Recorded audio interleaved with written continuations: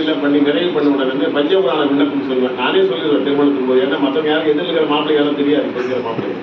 ஆனால் மறைமலை நான் திருமணம் பண்ணும்போது எனக்கு தெரிஞ்சு இதுவரை நடந்த தமிழ் திருமண முறைகளை கூட பஞ்சபுராண விண்ணப்பத்தை மாப்பிள்ளையே விண்ணப்பம் பண்ணது மறைமலை நாதன்.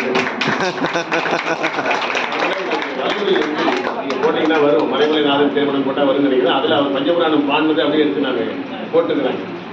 கல்யாணத்தில் மாப்பிள்ளையே பஞ்சபுராணம் பண்ணோட பாடினது எனக்கு தெரிஞ்சு தமிழ் திருமணம் நிறைய நடக்குது. எங்கள் அப்பா ஒரு 60 ஆண்டு நடத்தி கொண்டிருந்தார். ஏறக்குறைய 5000 திருமணம் பண்ணியிருப்பார். நானும் ஏறக்குறைய இவ்வளோ பண்ணியிருப்பேன். நானும் ஒரு 30 ஆண்டு மேலே பண்ணிட்டு இருக்கிறேன். இப்படி பல அன்பர்கள் பண்ணியிருக்காங்க. ஆனால் மாப்பிள்ளையே பஞ்சபுராணம் விண்ணப்பம் செய்தது இவர் மட்டும்தான். அப்படிப்பட்ட அவருடைய திருமுறை அருள் நம்பி அவர்களுக்கு இந்த அவுதாம்பிகை பிள்ளை தமிழ் மன்றத்தின் சிவகுமார் வித்யாலய இணைய சார்பில் ராம்குமார்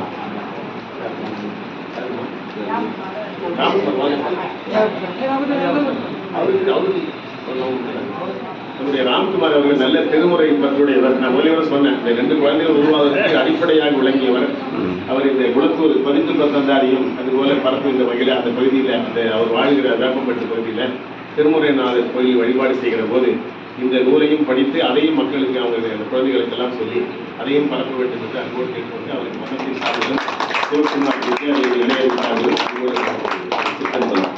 இந்த முதலீட்டு பொட்டலம் யாராவது வாங்கிக்கலாம். யார் யாருக்கு குடும்பத்தோடு வந்து வாங்கிக்கங்க. அம்மா வாங்க, ஐயா வாங்க.